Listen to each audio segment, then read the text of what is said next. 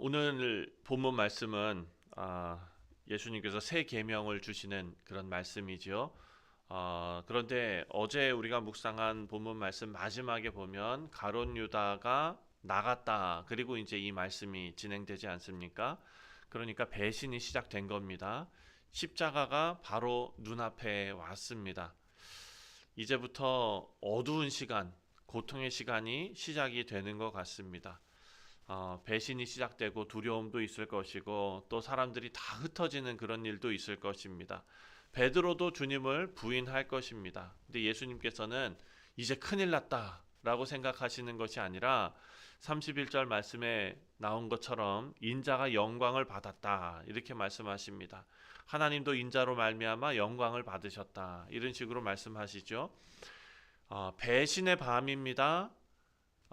고통의 밤입니다. 근데 예수님께서는 영광을 말씀하십니다. 자, 오늘 본문 말씀 31절을 제가 다시 한번 읽겠습니다. 그가 나간 후에, 그가 누굽니까? 가룟 유다죠. 예, 가룟 유다가 나간 후에 예수께서 이르시되 지금 인자가 영광을 받았고 하나님도 인자로 말미암아 영광을 받으셨도다. 유다가 나간 것은 그냥 제자 중에 한 사람이 뭐 볼일 있어 나간 거 아니지 않습니까? 배신이 시작된 것입니다. 십자가가 현실이 된 것입니다. 사람 같았으면은 이 순간 이제부터 망했다 이런 생각이 들 것입니다. 여러분, 내가 알고 있는 것과 그리고 실제로 그 순간이 닥친 것은 천지 차이일 것입니다. 혹시 여러분 수술 한번 해보신 적 있으십니까? 네. 수술하기 전에 병실에서 의사가 와가지고 이렇게 수술이 될 거고 저렇게 진행이 될 겁니다. 옆에서 이렇게 얘기해요.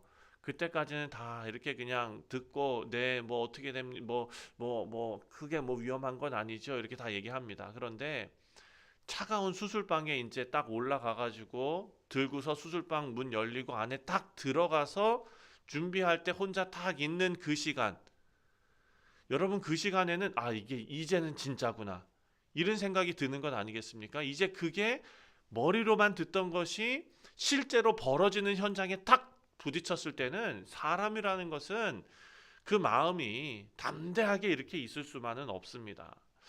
예수님께서도 그 십자가의 현실을 이제 맞이하시는 것입니다. 이제 아시잖아요. 유다가 배신해가지고 가면 어떤 일이 벌어질 것 아는데 그 배신해서 가는 사람이 문을 열고 나갔어요. 그것을 본 것입니다. 이제 배신의 순간, 그것이 언제가 아니라 지금이 되었다라는 것이죠.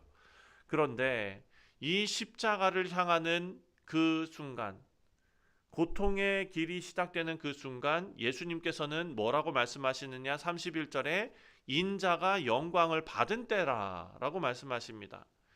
예수님의 영광은 사람들이 박수칠 때 드러나는 영광이 아니라는 거예요. 오병이어의 기적이 베풀어지고 모든 사람들이 예수님을 칭송하고 기쁨의 잔치가 벌어지고 나사로가 다시 일어나가지고 다시 잔치가 벌어지는 그때 사람들이 박수칠 때 드러나는 영광이 아니다.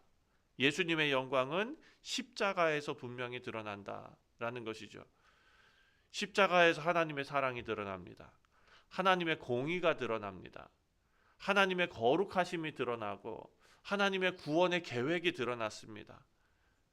십자가를 통해 영광을 나타내셨습니다. 우리 사랑하는 성도님들, 이것이 그대로 우리의 삶에 다시 나타나게 됩니다. 우리는 문제가 풀릴 때 영광으로 생각하지요. 하지만 주님께서는 배신의 밤에도 그리고 십자가 직전에도 고난의 순간에도 주님께서는 영광을 보셨습니다. 하나님의 영광을 보셨습니다. 이것이 예수님의 제자로서 우리가 가져야 할 눈일 것입니다. 상황을 보는 눈이 아니라 그 상황 속에서 하나님께서 하실 일을 보는 눈. 예수님께서 그 눈이 있으셨지 않습니까? 하나님 아버지, 제가 지금 겪는 일이 너무 어렵지만 두렵고 떨리지만 이것이 너무 힘들 것 같지만 이 속에서 주의 영광을 보게 하여 주옵소서. 이 기도가 우리 모두의 기도가 되었으면 좋겠습니다. 두 번째로 예수님께서 이제 떠나시지 않습니까? 그때 남기고 가신 것이 있습니다. 무엇을 남기고 가셨느냐? 사랑을 남기고 가셨습니다. 먼저 33절 말씀을 보니까 작은 자들아 내가 아직 잠시 너희와 함께 있겠노라. 너희가 나를 찾을 것이나 일찍이 내가 유대인들에게는 내가 가는 곳에 올 수 없다고 말한 것과 같이 지금 너희에게도 이르노라. 자, 작은 자들아 내가 아직 잠시 너희와 함께 있겠노라.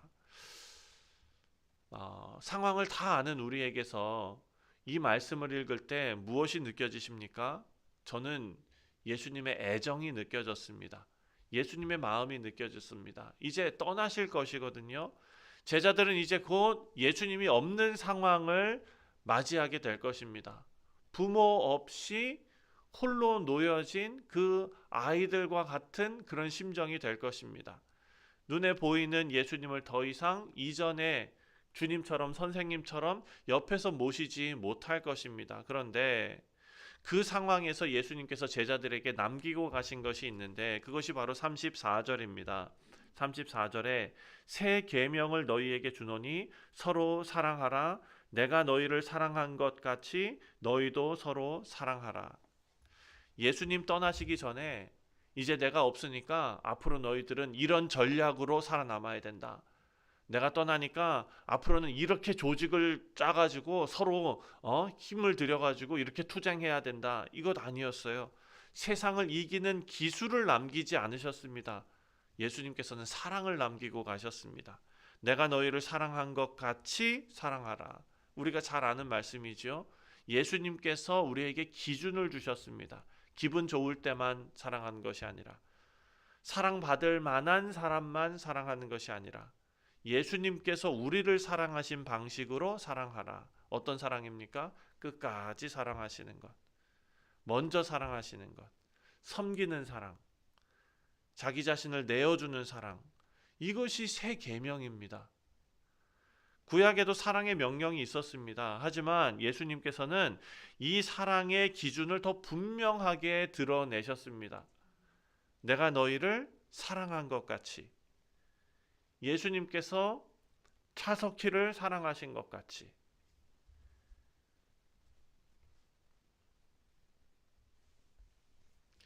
예수님께서 그렇게 사랑하셨는데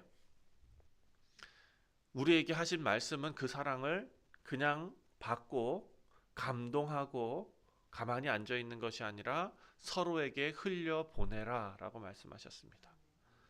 35절입니다. 35절에 너희가 서로 사랑하면 이로써 모든 사람이 너희가 내 제자인 줄 알리라. 우리 사랑하는 성도님들, 세상은 교회의 크기로 감동하지는 않습니다. 교회의 크기를 보고 놀라기는 합니다. 저도 한동안은 어디 해외에 나가서 한국 교회를 자랑할 때 사이즈로 우리가 전 세계에서 제일 큰 교회가 있다. 막 이러면서 얘기하고 다녔거든요. 새벽 기도만 뭐 수천 명이 모인다. 그러면 다들 놀래요.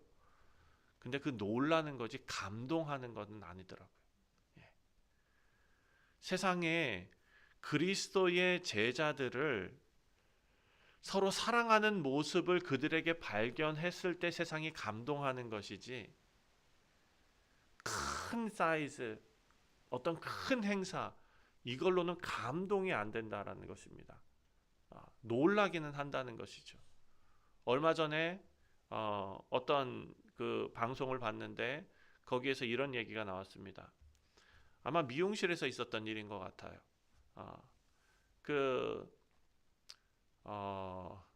어떤 아이가 이제 자기 집에 있는 어떤 학생인 것 같아요. 자기 집에서 일어난 일을 이제 어떻게 친구들이랑 얘기하는데 하필이면 그때 교회 권사님들이 다 파마하러 그 미용실에 다 모인 것 같아요. 근데 그 얘기를 듣는데 이 집이 어머니가 지금 아파가지고 지금 병원에 들어가 있고 아버지도 아프셔가지고 집에 누워 있고 집은 완전히 다 엉망이 돼 있고 막 애가 먹을 것이 없어가지고 막 이런 상황이라는 것을 그 미용실의 권사님들이 다 알게 된 거예요. 그래서 그 권사님이 애한테 얘기해가지고 이제 우리가 먹을 거 이렇게 좀 주겠다. 그리고 나서 권사님들이 교회 가가지고 권사님들 팀을 꾸려가지고 그 집으로 다 쳐들어간 거예요. 쳐들어가가지고 그냥 집안을 그냥 물론 동의를 구하고 했겠죠. 그렇게 해가지고 밥 싹 다 해놓고 다 지어놓고 그냥 집에 생기가 돌도록 그렇게 그냥 돕고 오신 거예요. 한 번 그렇게 하신 것이 아니라 그 어머니가 다시 이제 좀 회복해서 돌아오실 때까지 계속 도와준 거예요. 야, 특공대가 따로 없구나. 사랑의 특공대.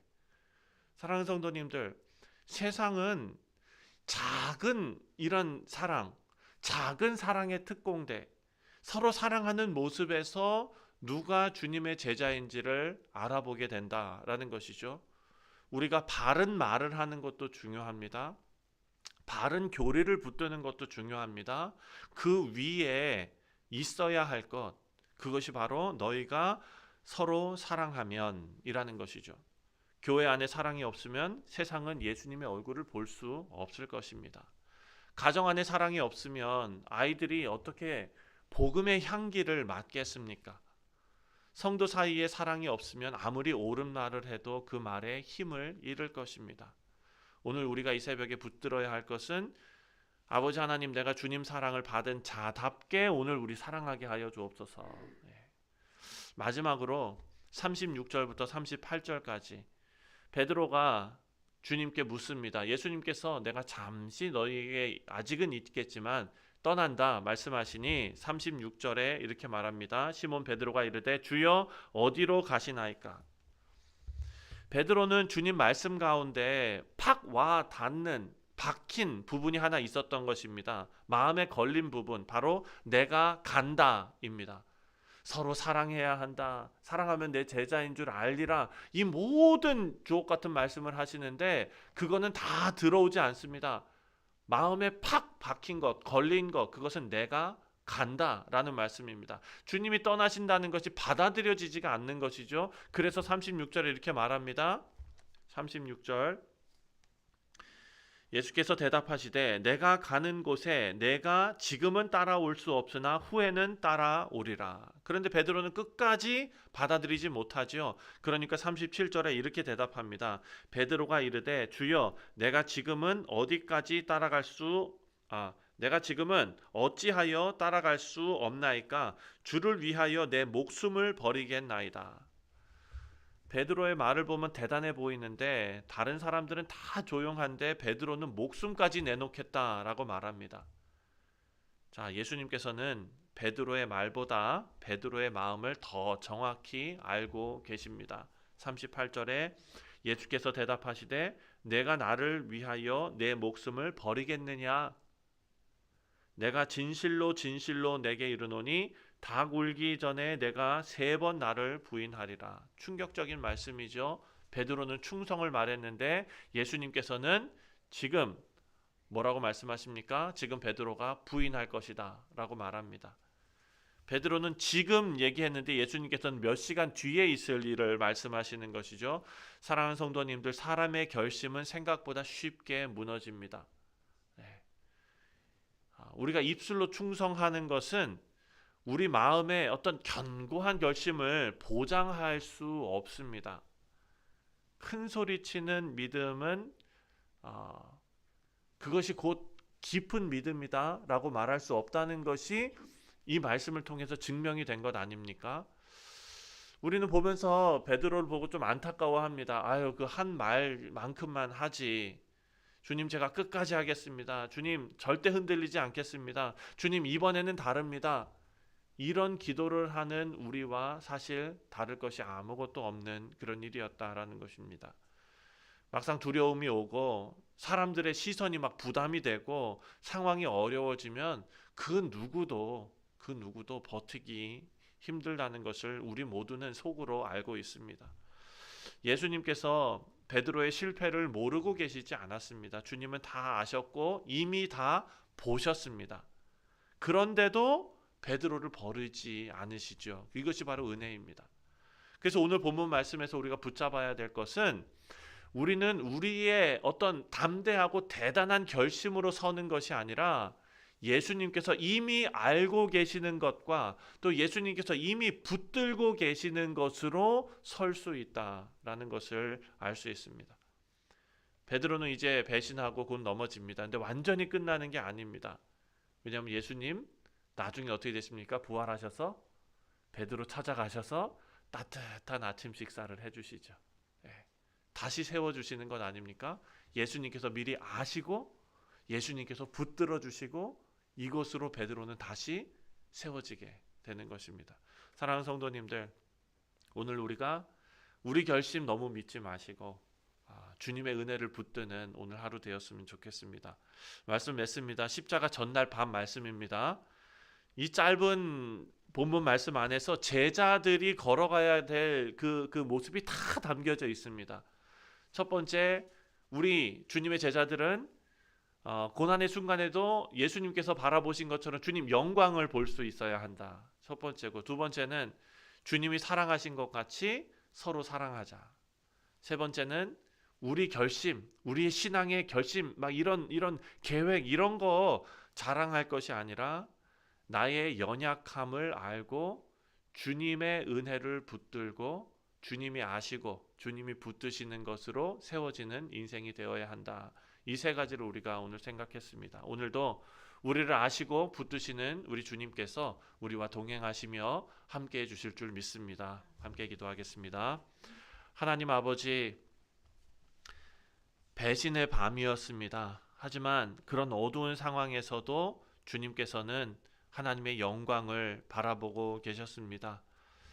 우리 주님께서 우리를 사랑하신 것 같이 우리도 서로 사랑할 수 있도록 우리의 마음을 하나님 붙들어 주시고 우리의 연약한 결심이 아니라 하나님의 은혜를 의지하며 살아가는 우리 모두 되게 하여 주옵소서. 우리 마음이 흔들릴 때 주님께서 붙들어 주시고 또한 오늘 하루가 하나님께서 우리에게 사랑하라고 허락해 주신 귀한 시간임을 깨닫고 이 시간 온전히 주님의 뜻을 이루어내는데 최선을 다하는 우리 모두 되게 하여 주옵소서. 감사드리오며 예수님의 이름으로 기도하옵나이다. 아멘.